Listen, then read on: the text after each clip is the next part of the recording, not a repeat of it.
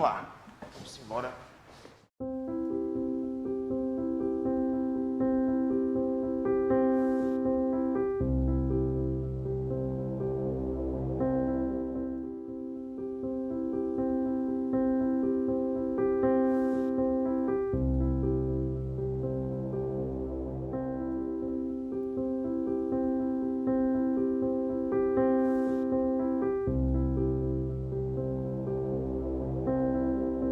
Eu acho que eu já fiz em 15 anos de profissão um pouco de tudo, e isso inclui a área das tragédias. Eu acho que a minha primeira tragédia eu enfrentei assim que eu peguei meu DRT e tinha sido transferido para o interior do estado para trabalhar em Caruaru. Mas eu já enfrentei também uma situação, assim que eu decidi que eu queria sair da redação e ir para a rua, de enchente. Eu cobri uma enchente em 2008 no norte do estado do Rio de Janeiro, que foi bastante difícil. Tive que andar de barco por ruas, uma coisa que para mim era incompreensível de como a região alaga tanto, né? Falar com famílias que perderam tudo. E aí eu lembrei de alguns casos que foram bem fortes assim para mim. Um deles foi em junho de 2017, que foram as chuvas da Mata Sul, que teve uma destruição muito grande. No estado todo, cerca de 60 mil pessoas ficaram desabrigadas. Só na cidade de Catende, que fica na Mata Sul do estado, foram mais de 2.500 famílias que tiveram que sair de casa e foram acolhidas em uma escola, tiveram que dividir um espaço mínimo com pouco que elas conseguiram salvar. E eu lembro que assim que a gente chegou na cidade, as margens do rio, acho que tinha cerca de 20, 30 casas. E a gente entrou na primeira delas, que era a primeira que tinha sido afetada. E a casa tinha mais de 1,5 metro de água, de lama, estava tudo revirado. E você realmente via, assim, dava para entender um pouco do desespero que as pessoas viveram, porque a casa foi completamente invadida por água, lama, por entulho. E entrando um pouquinho mais, a gente encontrou, lá no final da rua, as casas que foram completamente fechadas de água, né, no pico da chuva, Dona Cleonice. Na época eu lembro que eu até postei também no Instagram, porque eu fiquei muito mexida com a história de Dona Cleonice, que a gente de longe encontrou ela com uma enxada, sozinha, fazendo a limpeza da porta de casa. Uma mulher, já uma senhora, com certeza com mais de 50 anos, ali na força do braço, fazendo o trabalho de formiguinha, sozinha, para tirar toda aquela sujeira de dentro de casa e recomeçar, porque aquelas pessoas vão continuar ali, enfim, às vezes não tem para onde ir. Então foi muito forte encontrar com Dona Cleonice e perceber assim, a devastação que aquilo gerou na cidade. Eu vou começar do começo. Quando eu ainda estava lá em Nova Friburgo, vocês devem lembrar, teve uma tragédia muito grande relacionada à chuva, teve um temporal muito forte, uma chuva sem precedentes, que atingiu 7 cidades da região serrana, entre elas a cidade da minha família, a cidade que eu nasci, Bom Jardim, e a cidade que eu trabalhava, Nova Friburgo. E morreu muita gente, até hoje tem um monte de gente desaparecida. E essa tragédia marcou muito a minha trajetória de jornalista e a minha vida ao mesmo tempo, porque antes de entrar na cobertura da tragédia, eu precisei esperar, porque eu também era uma vítima dessa tragédia. Eu fiquei ilhado na minha cidade durante quase uma semana, sem energia, sem abastecimento de água, sem poder sair do bairro, porque todas as pontes desmoronaram, foram levadas pela água, e sem saber notícia. Segundo a Defesa Civil, cerca de 20 casas foram atingidas. 70 ainda continuam interditadas. Depois que os moradores retiraram tudo o que conseguiram de dentro dos imóveis, as ruas aqui da localidade ficaram assim, praticamente vazias. E essa deve ser uma cena comum daqui para frente, já que o risco de novos deslizamentos ainda existe. Eu acho que uma tragédia terrestre que me marcou faz mais ou menos uns 6, 7 anos, foi um acidente que teve lá em Betânia. Moradores de Betânia, no sertão de Pernambuco, estavam numa van indo acho que para Alagoas, para trabalhar no corte da cana, e a van capotou na estrada e os 16 ocupantes morreram. E aí, aquilo que eu falo, a gente foi na cobertura, eu, Jackson Gomes, o cinegrafista, e Maviael, o motorista. A gente foi para Caruaru, depois a gente seguiu para o local do acidente, depois fomos para Betânia, acabamos dormindo lá, né, para no outro dia cobrir lá o velório. Foi bem impactante, né, ver aqueles 16 caixões ali enfileirados na quadra de uma escola da cidade, né, o sofrimento da família, porque eram trabalhadores que estavam saindo das suas casas para buscar, né, o pão de cada dia, buscar uma vida melhor. E aquela cena, que foi uma das últimas reportagens que eu fiz no interior, me marcou bastante. Na época eu fiquei assim, a gente ficou bem impactado. Eu acho que a principal tragédia humana, ultimamente, no Brasil, e é que a gente vem cobrindo sem parar, foi essa pandemia sem precedentes, né? Não tem precedente nenhum para ninguém que trabalhava na rua, o tamanho da tragédia que foi o dessa pandemia. E também não tem como deixar de falar da tragédia que a gente está vivendo, né? A pandemia do novo coronavírus é uma tragédia diária. Todo dia ela é uma tragédia. E a gente não pode se acostumar com isso. E acho que isso também é um desafio, né? Tem uma outra tragédia humana muito presente nessa fase da pandemia, que foi a do auxílio emergencial. E eu vejo como uma tragédia por quê? É uma grande coincidência que no Brasil os números tenham começado a subir para valer a partir do momento em que as grandes filas se formaram na frente dos bancos. Então, eu vi isso tudo de perto. Casa Amarela, Zona Norte do Recife, agência da Caixa. Mais um endereço da fila dos necessitados. O Bolsa Família dessa senhora era para ter saído hoje, não saiu. É a fome do povo, sem trabalho, sem dinheiro, à beira do desespero. E um acidente, uma tragédia que na verdade me impactou também foi a morte, né, de Eduardo Campos, em 2014, porque eu estava na rua nesse dia, né, a gente estava indo cobrir o candidato Armando Monteiro, que era candidato a governador do estado, e eu lembro que estava com Jackson Gomes também, nesse dia, nosso cinegrafista, e chegou a notícia para a gente lá no Mercado do Cordeiro que não ia ter mais a agenda de Armando Monteiro porque houve algum problema. E aí a redação liga para a gente e diz assim, volta para a redação porque parece que caiu um avião e quem estaria dentro seria o ex-governador Eduardo Campos. Eu lembro que eu cheguei na redação e todo mundo impactado, né, às vezes sem saber o que fazer na hora. E aí eu dei a sugestão para minha chefia, disse, vamos para São Paulo. E aí minha chefia olhou assim e disse, bora, você topa aí? Eu disse, topo. Então, passei em casa, peguei uma mala, que já estava meio pronta, corri para o aeroporto. Naquele mesmo dia, às 6 horas da noite, eu já estava em São Paulo, entrando ao vivo no Jornal da Clube, né, que nesse dia teve até um horário mais estendido para essa cobertura. Foi uma coisa muito forte para mim, porque a gente continuou trabalhando. Eu estiquei o horário naquele dia, trabalhei até o velório. E quando eu cheguei em casa, a gente teve plantão também na porta da casa da família, entrevistando as personalidades que vieram, né, para acompanhar o velório, o enterro. E só quando eu cheguei em casa, no dia do enterro, é que eu me permiti assim, parar e chorar, assim, extravasar aquilo tudo. Porque além de Eduardo Campos, assim, a gente tinha tido contato com a família, né, e assim, a história toda, claro, é muito triste. É um pai, né, que vai embora assim do nada. Mas tinham profissionais também, assim, colegas, né, jornalistas.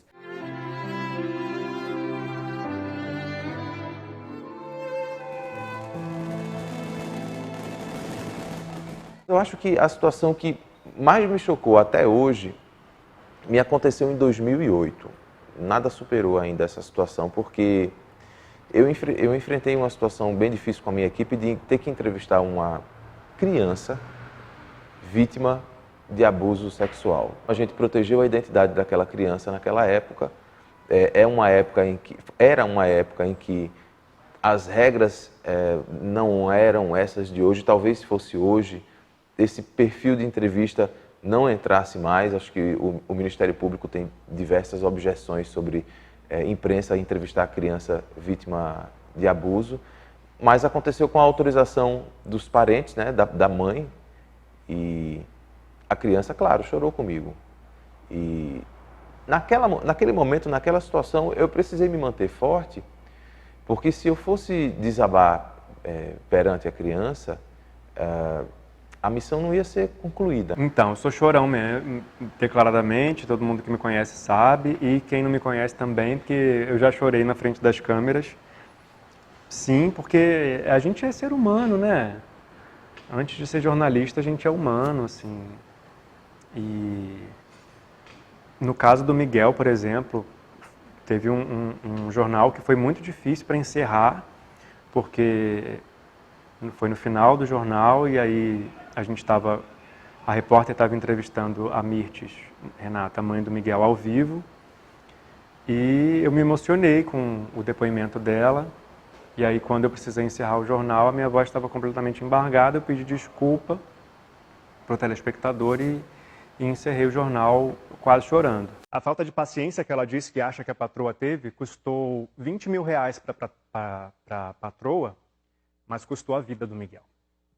E a morte do menino, Miguel, desculpa, gente, segue comovendo o país inteiro. E uma petição online cobra justiça pela vida do garoto, já conta com milhares de assinaturas. Eu acho que a gente precisa manter a sensibilidade. Algumas pessoas vão expressar essa sensibilidade chorando, outras não, vão expressar de outra forma, mas é entender que é o que eu falei, a gente é ser humano antes de ser jornalista. A gente foi visitar as Três Marias, que na época estavam com 1 ano e 4 meses. Eram 3 meninas que ficaram órfãs da mãe, que morreu com 35 anos de tuberculose. E a gente foi fazer uma matéria de apelo, porque a avó adotou a missão de cuidar dessas crianças. E aí, na entrevista, a avó ficou muito emocionada. E foi muito bonito o relato dela, dizendo assim, elas são minhas netas, e eu vou cuidar, mesmo que muita gente julgue, que o meu marido diga que é para eu sair de casa com meu ninho de cobra. Então, assim, era muito forte o relato dela, daquela devoção dela cuidar das filhas que a filha deixou. E aí, na entrevista, eu não aguentei. A câmera não registrou, mas eu chorei na presença da entrevistada. Por mais tempo que você tenha de televisão, por mais tempo que você tenha no jornalismo, uma tragédia mexe com você. Né? Mexe com teus sentimentos e você, às vezes, chega na redação se perguntando assim, poxa, né, como é que aquela família vai suportar aquela dor? Né? Como é que... Porque às vezes a ficha só cai quando você chega em casa ou chega na redação, que a adrenalina baixa, né? E você chega e faz, poxa, como é que aquelas pessoas vão caminhar, né, para frente depois de tudo que aconteceu? Esse aqui é o Rio Formoso, que dá nome ao município. Por volta das 2 da manhã, o nível de água subiu muito. E aí, o que aconteceu? Começou a entrar nas casas. Os moradores ficaram desesperados. Aqui na casa de Dona Cícera, veja como está a geladeira, sobre tijolos, justamente para prevenir a perda do equipamento. Eu acho que a parte mais difícil é processar depois, quando a gente vai para casa. Para mim, eu vejo tantas tragédias que eu sempre acho mais difícil chegar em casa depois de um dia difícil de trabalho. A gente tem que ter as próprias técnicas de higiene mental, descanso. Eu tenho muita resistência, assim, de abordar as pessoas na hora em que elas estão sofrendo por causa de uma tragédia. Tenho dificuldade de chegar perto, porque eu acho que aquela pessoa já está devastada, né? Aquela pessoa já foi atingida da pior forma possível. A gente que está desse lado não teve recorte. A gente viu todo, né?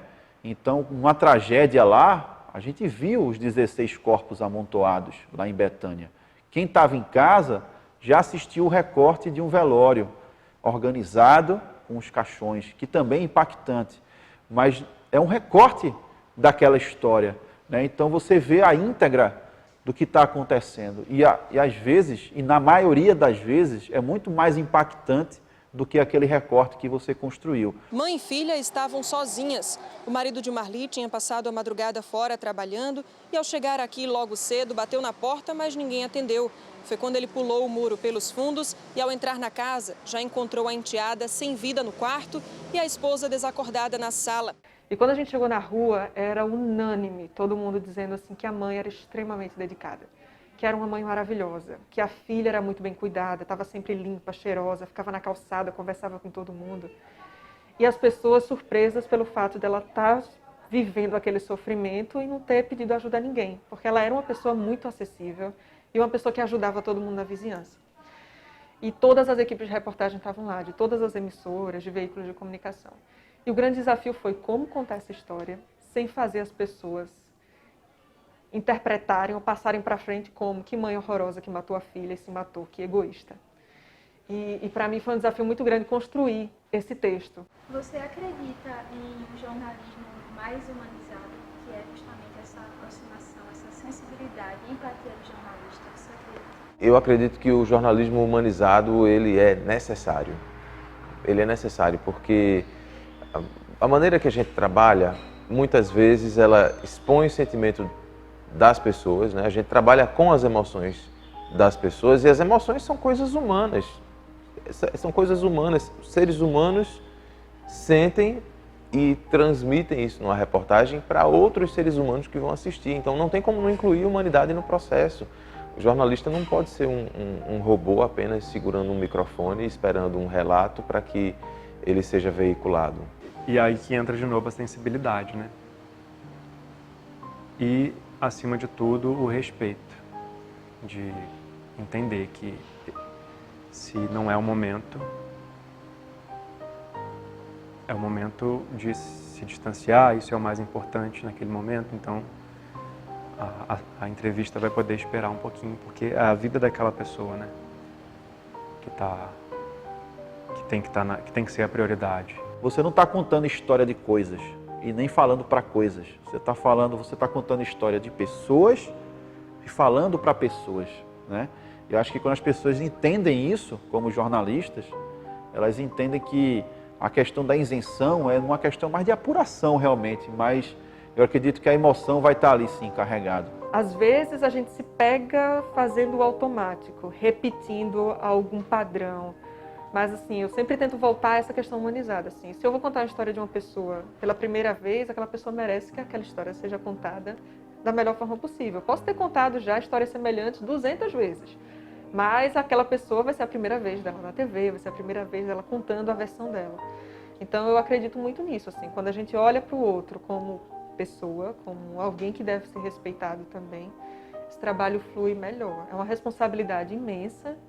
E por isso mesmo a gente tem que se policiar para não virar um robô, para não ficar automatizado.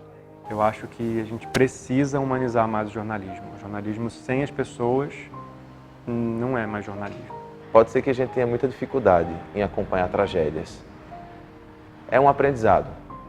A profissão é uma luta e é um aprendizado constante. Inclusive a ser mais humano e ter essas emoções administradas para poder seguir em frente.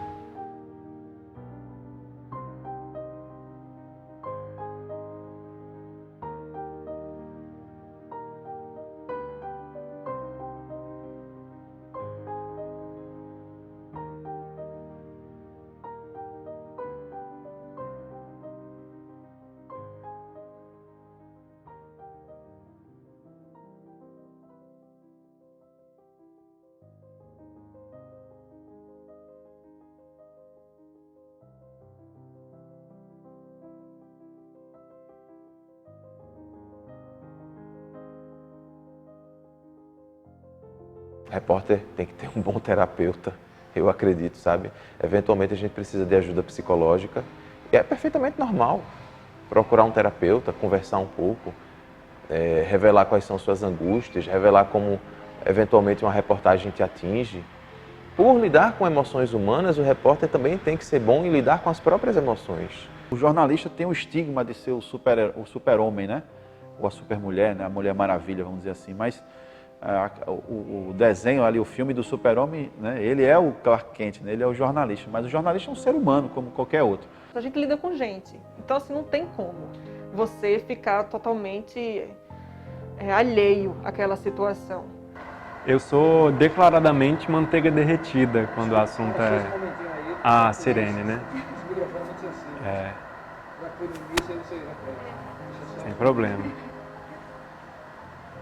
Pode ter sido uma tragédia para a vida de alguém ali na hora. O som da tragédia. Esse som é de tragédia.